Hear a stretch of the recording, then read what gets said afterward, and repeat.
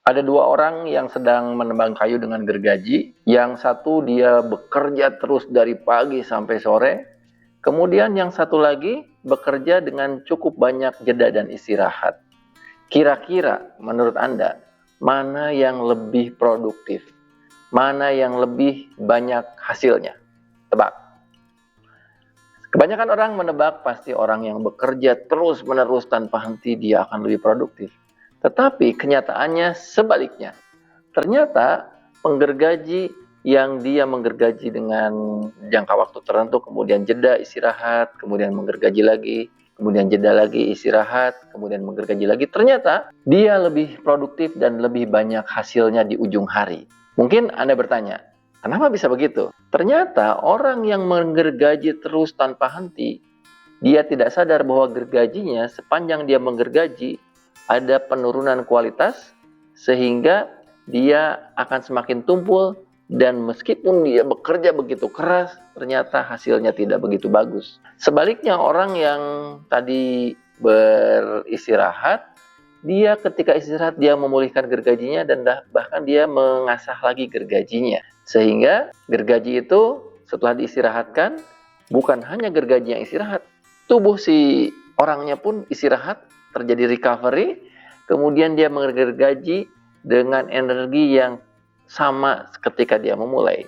Jadi kalau kita buat grafik, maka penggergaji pertama yang dia menggergaji terus, dia akan mengalami penurunan baik dari segi ketajaman gergajinya maupun energi orangnya. Sementara orang yang kedua, mungkin dia turun, kemudian dia istirahat, naik lagi, turun lagi, naik lagi, turun lagi, naik lagi. Tidak ada penurunan yang begitu konstan sampai akhir hari. Itulah yang disebut dengan mengasah gergaji versi Stephen Covey. Jadi cerita ini diambil dari cerita Stephen Covey untuk menggambarkan bahwa seseorang itu harus mengambil jeda untuk mengasah gergaji. Termasuk diri kita. Ketika kita menggunakan energi kita secara habis-habisan, maka energi itu akan menurun. Perlu mengasah gergaji, perlu recovery. Ketika seorang guru, dia harus mengajar terus tanpa ada jeda, mungkin belajar lagi, ikut training, lama-lama ilmunya akan aus, siswanya sudah tidak tertarik lagi untuk mendengarkan, itu lagi. Inilah yang disebut dengan manajemen energi. Nah, di episode kali ini, di Topik Amali kita akan membahas tentang manajemen waktu versus manajemen energi. Saksikan terus di Topik Amali. Dengarkan, rasakan, ayo mulai. Topik Amali yuk menginspirasi. Pernah nggak suatu hari kita akan mengerjakan banyak hal, tetapi ternyata hari itu tidak satu pun bisa selesai karena begitu banyak yang akan dilakukan tetapi akhirnya tidak satu pun dilaksanakan. Harinya sama 24 jam dengan hari-hari sebelumnya tetapi saat itu kita tidak bisa menyelesaikan satu pun pekerjaan. Di lain hari mungkin waktu kita begitu mepet tetapi kita bisa mengerjakan lebih banyak. Jadi masalahnya adalah apakah masalah kekurangan waktu atau kekurangan energi? Persis seperti cerita di awal tadi, yaitu tentang dua orang penggergaji kayu. Waktunya sama, mungkin jam kerjanya cuma 8 jam, sama-sama 8 jam. Tetapi yang satu bisa menyelesaikan begitu banyak pekerjaan, yang satu hanya sedikit pekerjaan. Demikian juga hari-hari kita. Kita pernah ada suatu hari yang begitu full energi, waktunya sama, tetapi energinya penuh, maka kita bisa menyelesaikan banyak hal. Tetapi di lain hari, waktunya sama, yang tersedia sama, tetapi kita seolah-olah kehabisan energi di hadapan pekerjaan-pekerjaan yang terlihat begitu besar. Dan akhirnya kita burn out dan akhirnya kita tidak mengerjakan apapun. Inilah dilema antara manajemen waktu dan manajemen energi. Manajemen waktu meyakini bahwa seandainya kita bisa menata waktu dengan baik, membuat to-do list dengan rapi, membuat jadwal dengan teratur, seolah-olah kita bisa menyelesaikannya. Padahal berapa sering kita mengalami sudah menuliskan to-do list, jadwal sudah disusun dengan baik, ternyata kita ketika mengerjakannya, kita kehabisan energi dan to-do list yang kita buat tersisa begitu banyak. Sehingga besoknya to-do listnya menjadi bertambah, kita semakin ciut energinya, semakin tidak terselesaikan. Dan akhirnya kita mendapatkan penilaian kinerja yang buruk dari kantor kita, dari pekerjaan kita karena dianggap tidak perform, tidak bisa menyelesaikan pekerjaan. Padahal waktu yang disediakan sama. Dalam 1 bulan mungkin 20 hari kerja, dalam 1 hari kerja itu ada 8 jam kerja. Sementara orang-orang yang produktif, mereka bisa menggunakan waktu yang sama dengan menyelesaikan pekerjaan yang lebih banyak. Jadi masalahnya adalah bukan waktu tetapi energi. Kita tidak pernah kekurangan waktu tetapi kita kekurangan energi. Energi untuk fokus menyelesaikan pekerjaan. Saya sudah membaca begitu banyak time management book, buku-buku yang mengajarkan time management. Sampai saya membaca salah satu buku kayak karya Brian Tracy, judulnya tuh Eat That Frog. Sebuah buku time management yang menurut saya agak berbeda. Kalau dulu saya selalu belajar tentang membagi waktu, mengalokasikan, membuat to-do list. Di Eat That Frog itu ceritanya cukup menarik.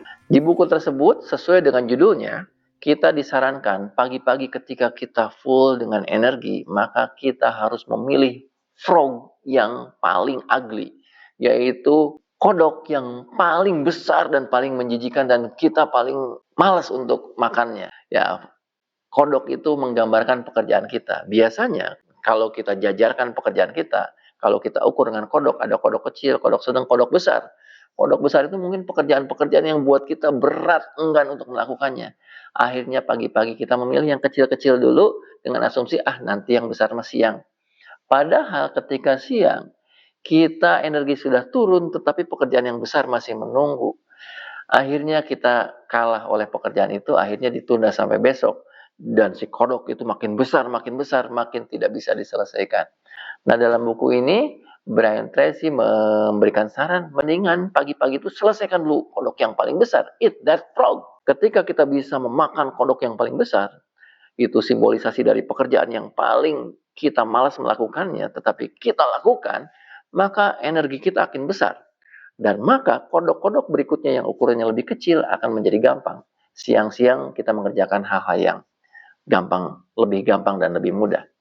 Misalnya ketika dalam pekerjaan itu ada menyelesaikan sebuah masalah besar dengan rapat. Pasti menyelesaikan masalah yang besar itu konflik misalnya dengan klien, konflik dengan distribusi, itu nanti aja.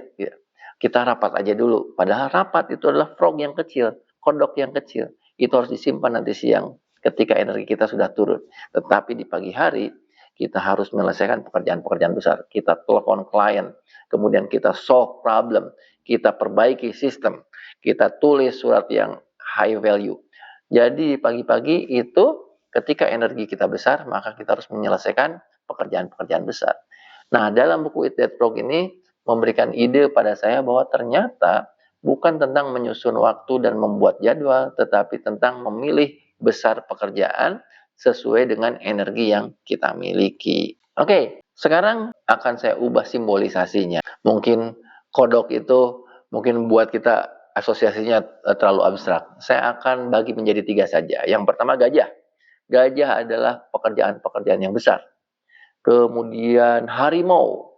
Harimau pekerjaan-pekerjaan yang sedang tetapi tidak mudah untuk mengalahkannya. Dan yang terakhir adalah kucing. Gampang kucing ya. Jadi bayangkan setiap hari ketika kita datang ke kantor, setiap kita memulai hari, sebetulnya di hadapan kita ada seekor gajah, ada seekor harimau, dan ada mungkin beberapa kucing.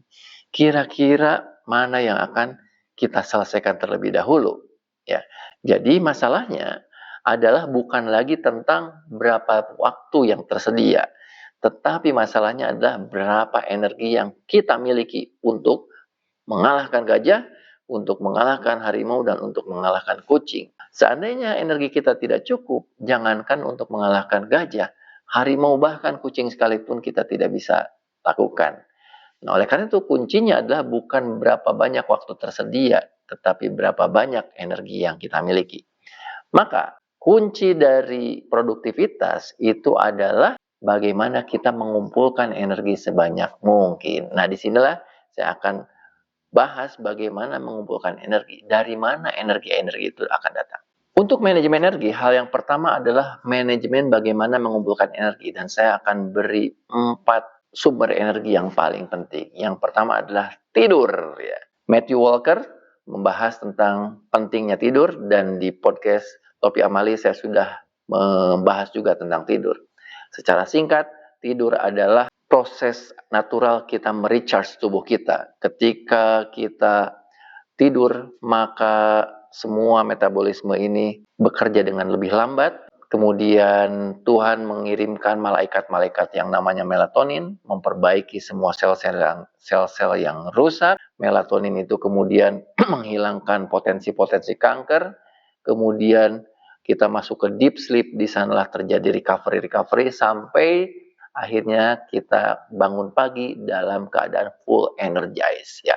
Sebagaimana sebuah mobil yang masuk ke bengkel di servis dengan servis yang sempurna, ketika keluar seperti mobil baru lagi. Itu tidur. Ketika kita tidak bisa meregulasi tidur kita, itulah awal kita akan defisit energi. Yang kedua, dan yang ketiga dan yang keempat, saya simpulkan dalam sebuah buku yang judulnya adalah Eat, Pray, and Love. Ya. Eat, Pray, and Love karya Elizabeth Gilbert. Buku ini menarik sekali, yaitu dia bagaimana keliling dunia untuk mencari kesenangan makanan. Dia datang ke Eropa ya, Italia ya.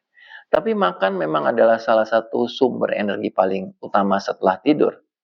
Kita akan kacau jika kita tidak tidur, dan kita akan sulit bekerja, logika akan sulit bekerja jika kita makanan asupannya kurang. Karena apa yang kita makan itu akan menjadi diri kita, itu menjadi supply buat energi kita. Oleh karena itu, jenis makanan yang masuk ke tubuh kita akan menentukan energi apa yang bisa kita keluarkan. Makanan-makanan yang sehat akan memberikan energi-energi yang kuat. Makanan-makanan yang tidak sehat justru itu akan kontraproduktif buat diri kita, malah menghancurkan tubuh kita. Makan itu adalah sumber energi yang kedua. Yang ketiga adalah pray, yaitu berdoa. Eat, pray, and love. Ya, berdoa. Kenapa berdoa nomor 3? Kenapa bukan nomor 1? Ya, karena kita tidak bisa beribadah jika tubuh kita tidak cukup menopang tubuh kita untuk bisa konsentrasi, untuk bisa berdiri. Makanya salah satu fungsi makan adalah agar tulang sulbi kita bisa tegak, agar kita bisa beribadah.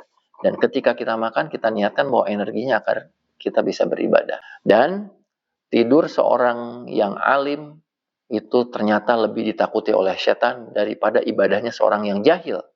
Jadi tidur itu value-nya kadang-kadang lebih tinggi daripada ibadah. Seandainya tidur itu menggunakan ilmu. Jika ibadahnya dilakukan oleh orang jahil, maka tidur lebih berguna. Dan seorang alim sekalipun, untuk bisa ibadah, dia harus punya cukup energi. Salah satunya disuplai oleh tidur yang cukup dengan makan yang bernutrisi. Jadi tidur, sleep, eat, pray, dan akhirnya love. Love itu adalah mengekspresikan dari energi-energi tadi dengan membangun relasi sosial. Jadi kita akan punya energi ketika kita punya hubungan yang baik dengan keluarga kita, punya hubungan baik dengan istri, dengan anak kita, dengan tetangga. Bayangkan, kalau kita cukup makan, cukup tidur, tetapi tidak akur dengan tetangga, tidak punya relasi yang bagus dengan keluarga, pasti energinya akan rendah, akan lemah. Jadi dari sekian banyak energi, 4 itulah yang menjadi sumber energi. Jika kita sudah cukup mendapatkan charge ketika tidur, kemudian nutrisi ketika makan, kemudian mendapatkan kekuatan spiritual ketika kita berdoa dan beribadah, dan mendapatkan vibes positif ketika kita berelasi dengan orang-orang yang kita cintai, maka kita bisa memulai hari dan bisa mengalahkan gajah, tidak hanya satu, mungkin puluhan gajah, puluhan harimau, dan puluhan kucing. Sehingga walaupun kita punya waktu yang sama dengan orang lain, 24 jam satu hari, kemudian 8 jam waktu kerja, kita bisa menyelesaikan lebih banyak dari orang lain selesaikan. Bahkan Timothy Ferris, penulis buku Bekerja Hanya 4 Jam Dalam 1 Minggu, dia membuktikan dia bisa menghack kehidupan. Dia hanya menghabiskan 4 jam setiap minggunya, dan dia bisa menghasilkan jutaan dolar, termasuk dia berinvestasi di Twitter dulu. Dia seorang investor di berbagai perusahaan teknologi.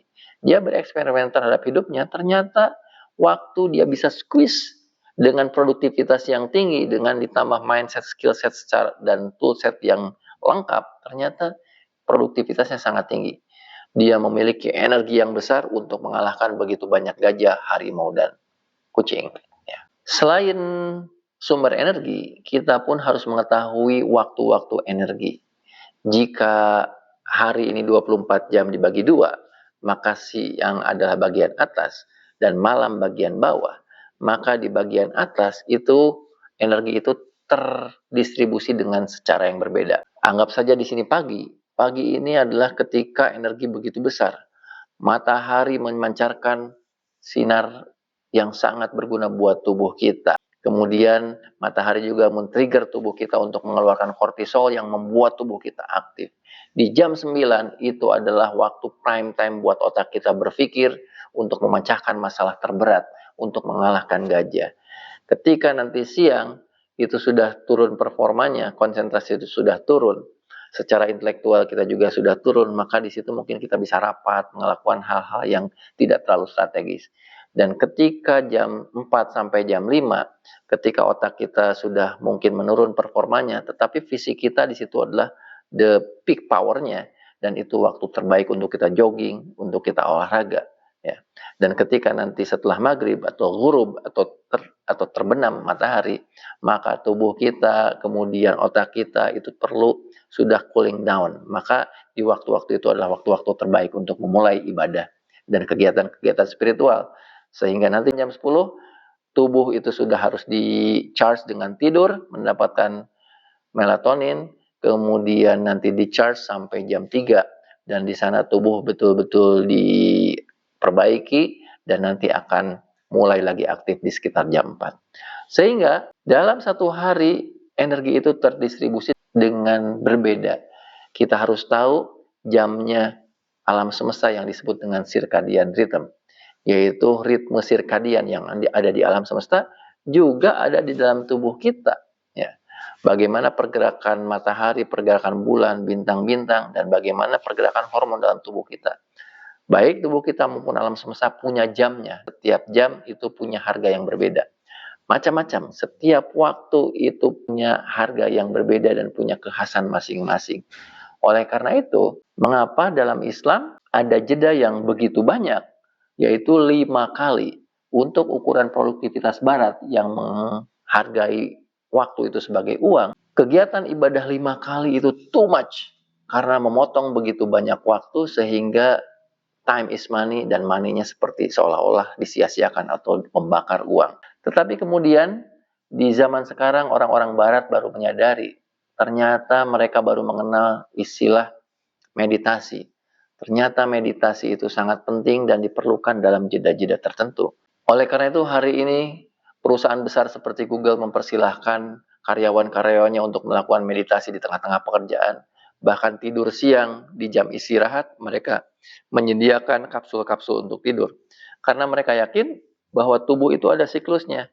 Seperti tadi kata Stephen Covey bahwa jika menggergajinya terus-menerus malah akan kontraproduktif terhadap produktivitas. Tetapi ketika begitu banyak istirahat, maka kita akan lebih produktif. Dan sekolah di Finlandia dan di negara-negara Skandinavia, sekolah di sana begitu terlihat santai karena banyak istirahatnya. Karena mereka sudah tahu bahwa ketika belajar diporsir, malah performanya akan menurun drastis. Dan ketika diberi banyak jeda, maka si performa itu akan terus-terusan terpelihara sampai titik akhir. Nah, oleh karena itu, kita begitu bangga dengan Islam yang ternyata oleh Allah sudah didesain hidup kita, ritme hidup kita itu sesuai dengan circadian rhythm kita. Begitu banyak istirahat, begitu banyak jeda. Walaupun meditasi baru ngetren sekarang-sekarang, tetapi kita sudah melakukannya ribuan tahun. Nah, nanti di bagian akhir saya akan memberikan tips bagaimana kita menjaga agar energi yang sudah kita kumpulkan tidak bocor, dan kita akan mengenali 5 titik-titik bocor energi agar kita bisa menghindari 5 kebocoran energi tersebut. Ikuti terus di Topi Amali. Tips praktis penuh arti, belajar hidup dengan hati. Topi Amali yuk meraba. Oke, agar energi kita terpelihara, maka kita harus waspada terhadap 5 kebocoran energi ini. Yang pertama adalah niat yang kabur, karena niat itu seperti sinar matahari yang kita kumpulkan dalam sebuah kaca pembesar yang itu akan semakin kuat. Ketika kabur, maka itu akan lemah si energinya. Yang kedua adalah overthinking. Dengan overthinking, kita sebetulnya telah membocorkan energi kita. Karena akhirnya pikiran kita menjadi overwhelmed dan menjadi kabur ya. Dan yang berikutnya adalah emosi negatif. Seperti dengki, iri, suudzon. Itu adalah emosi-emosi yang membuat energi kita menjadi lemah dan kabur. Dan yang berikutnya adalah aktivitas tanpa tujuan. Misalnya ketika kita bangun pagi langsung kita scrolling, atau ketika kita mengerjakan malah multitasking, dan itu akhirnya kita tidak mencapai tujuannya. Dan kita akan mengakhiri hari dengan exhausted, dengan burnout, seolah-olah mengerjakan banyak hal tetapi ternyata tidak selesai satupun. Dan yang terakhir adalah lingkungan yang menguras energi, yaitu lingkungan yang toksik. Kita sudah mengumpulkan energi dengan 4 pengumpulan energi tadi, tetapi masuk ke kantor, ternyata di kantor itu ada politik kantor, kemudian toksik. Akhirnya energi yang sudah kita kumpulkan, akhirnya bocor, seperti air yang di ember yang berlubang atau belah, akhirnya bocor. Dan energi itu tidak kita bisa gunakan untuk menyelesaikan pekerjaan-pekerjaan kita, untuk mengalahkan gajah, harimau, dan kucing. Oleh karena itu, salah satu yang bisa kita lakukan dari 5 tersebut, kita lakukan yang nomor 1. Di setiap hari ketika pagi-pagi, maka kita kalibrasi lagi niat kita, atau tashihun niat. Ya, karena tadi salah satu kebocoran itu adalah karena tujuan dan goal kita itu menjadi tidak jelas. Walaupun energinya penuh, sinar matahari itu kuat, ketika kita tidak bisa membuat fokus dengan kaca pembesar tadi, maka energi itu tidak akan bisa membakar sesuatu, membakar barang ya. Tetapi ketika fokus, si sinar matahari itu bisa membakar daun, bisa membakar kertas gitu. Oleh karena itu tipsnya adalah setiap pagi coba tuliskan apa niat hari itu, target hari itu, tuliskan di diary Anda. Hari ini target saya ini. Ya, saya berniat untuk melakukan ini. Ya, kemudian tuliskan target-target hari tersebut, kemudian bacakan atau kemudian tuliskan dengan seksama, kemudian ingat-ingat bahwa hari ini saya punya target yang sudah jelas. Apa yang sudah dituliskan, simpan dalam otak kita, jadikan itu seperti titik yang akan kita tuju. Dengan begitu, energi yang sudah kita kumpulkan melalui tidur, makan, berdoa, juga berelasi sosial yang baik, akan bisa mengalahkan gajah, harimau, dan kucing. Ya, oke. Nah, mungkin teman-teman semua pernah mengalami ya bagaimana satu hari yang begitu full energi dan bisa mengalahkan banyak gajah, harimau, dan kucing. Dan hari yang lain mungkin tidak satu pun bisa dikalahkan karena energinya defisit. Nah, silakan ceritakan satu good day dan satu bad day. Satu yang kita bisa full energi dan yang satu lagi bocor energi. Silakan tuliskan di chat ya, di komen. Mudah-mudahan itu bisa jadi pelajaran dan inspirasi buat teman-teman yang lain. Demikian, sampai ketemu lagi di Topi Amali episode berikutnya.